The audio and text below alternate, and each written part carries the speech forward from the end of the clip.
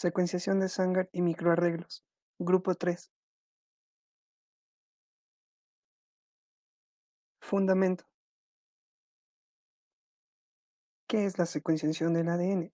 La secuenciación del ADN es un conjunto de métodos y técnicas bioquímicas cuya finalidad es la determinación del orden de los nucleótidos de adenina, citosina, guanina y timina presentes en la estructura de un oligonucleótido de ADN. Es así pues que determinar la secuencia de ADN es útil en varios estudios de investigación básica de los procesos biológicos fundamentales de los seres vivos, así como en campos aplicados a la investigación forense en la actualidad. En la actualidad también podemos ver que la reacción de la secuenciación se basa en una modificación de la prueba de PCR con dideoxinucleótidos marcados con fluoruros y resuelto mediante una electroforesis capilar, como nos indica el método de Sanger, el cual vamos a explicar a continuación. El método de secuenciación por dideoxinucleótidos, más conocido como método de Sanger, se basa en el proceso biológico de la replicación natural del ADN.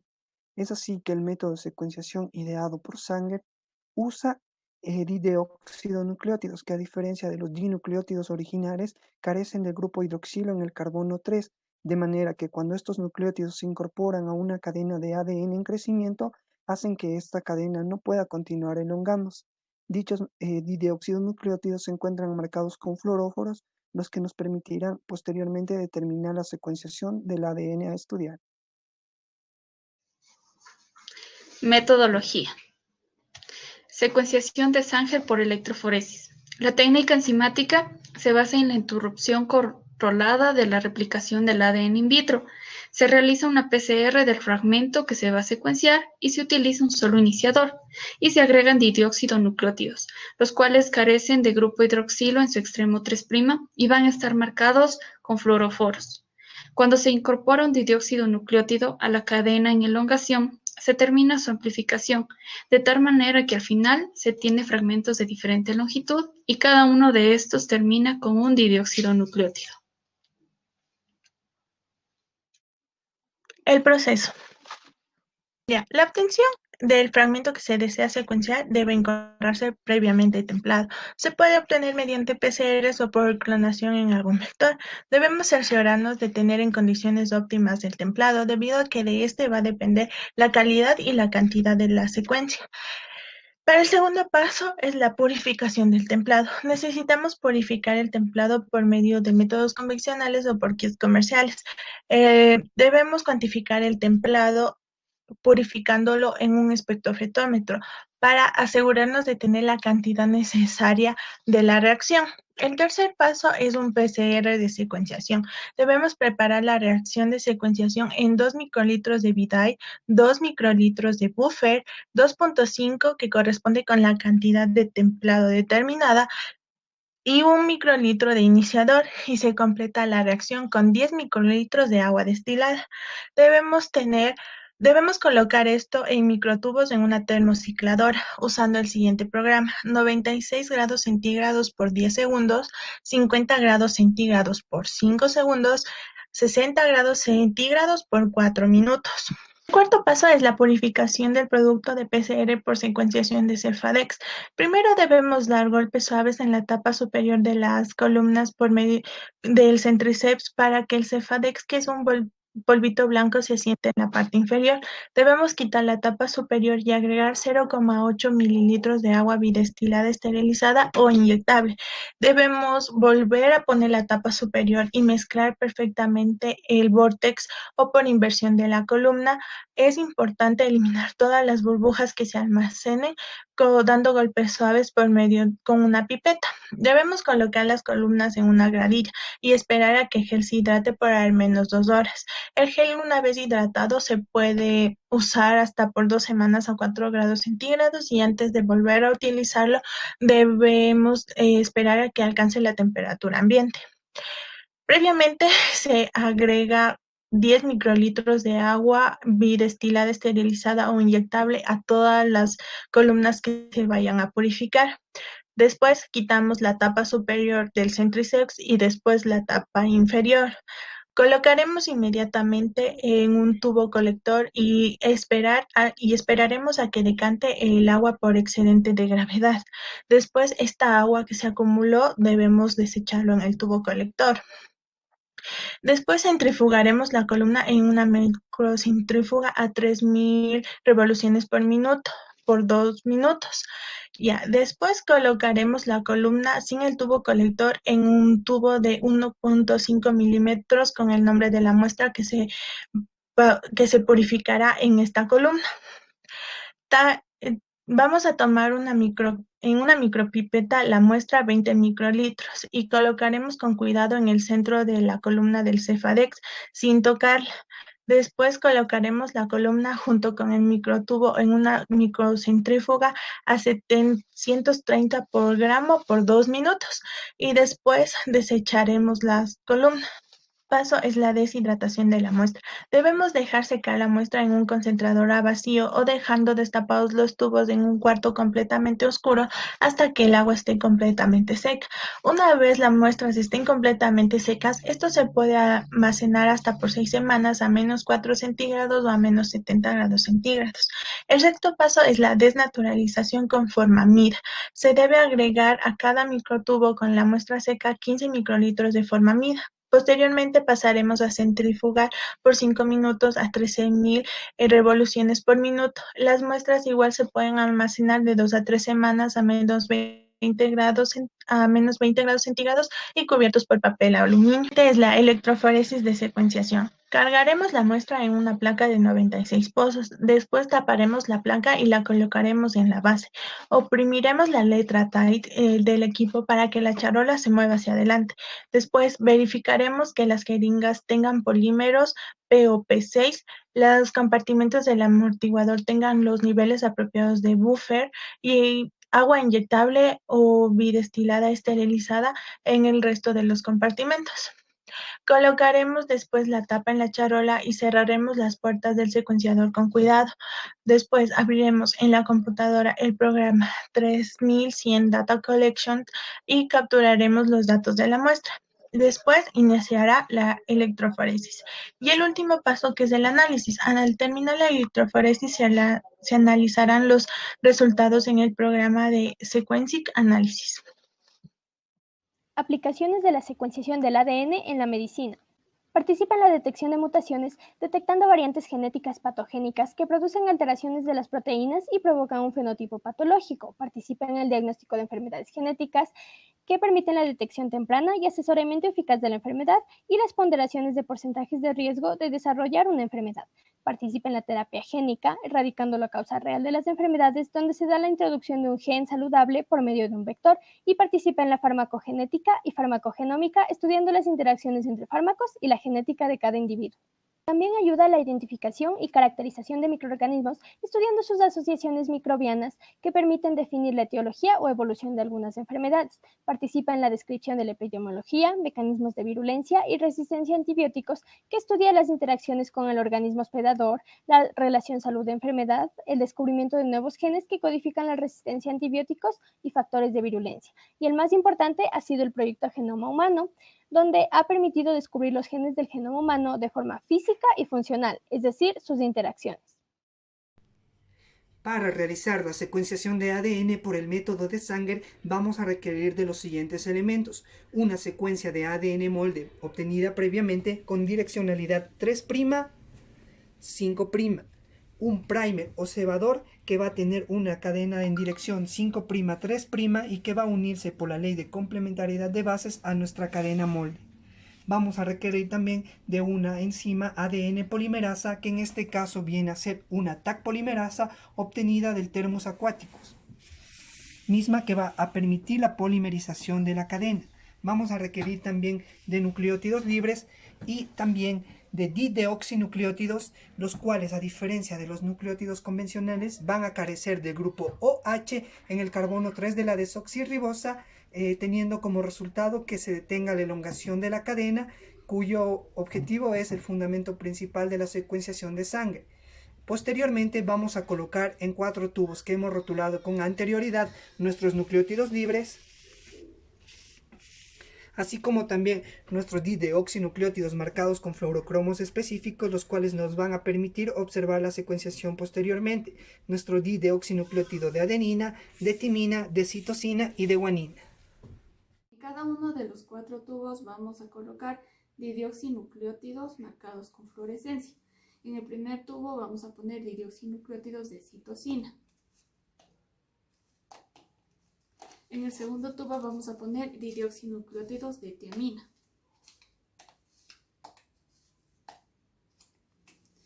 En el tercer tubo vamos a poner didioxinucleótidos de guanina. Y por último, didioxinucleótidos de adenina. El cebador se va a unir a la cadena molde por complementariedad. Y a continuación, con el ADN polimerasa, vamos a sintetizar el ADN extendiendo el cebador desde el extremo 3'.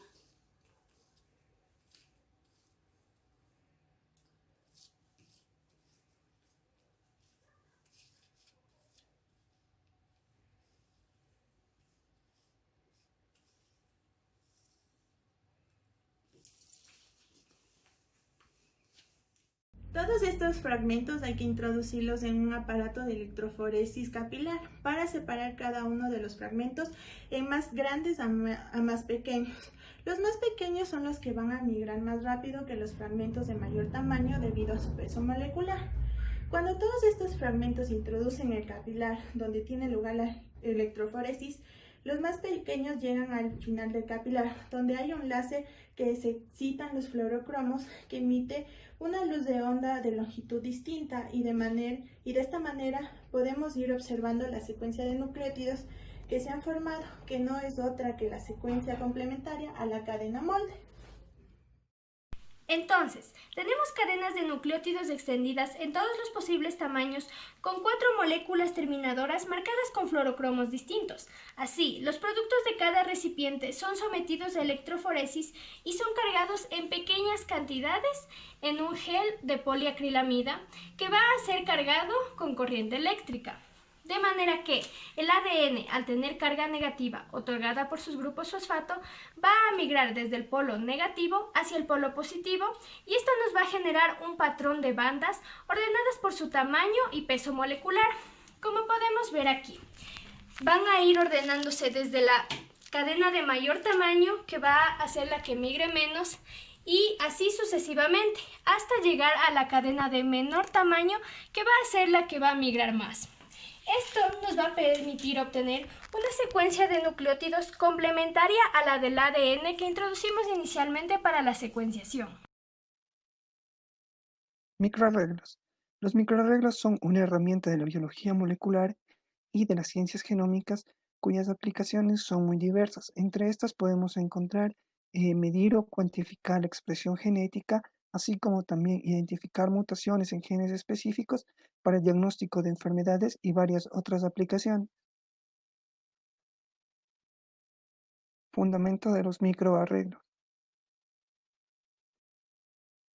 Su funcionamiento básicamente consiste en medir el nivel de hibridación entre la sonda específica o probe en inglés y la molécula diana o target, y se indican generalmente mediante fluorescencia y a través de un análisis de imagen, lo cual indica el nivel de expresión del gen a estudiar. Consiste en colocar miles de secuencias génicas en lugares determinados sobre un portaobjeto de vidrio llamado chip, y una muestra que contiene ADN o ARN se pone en contacto con el chip.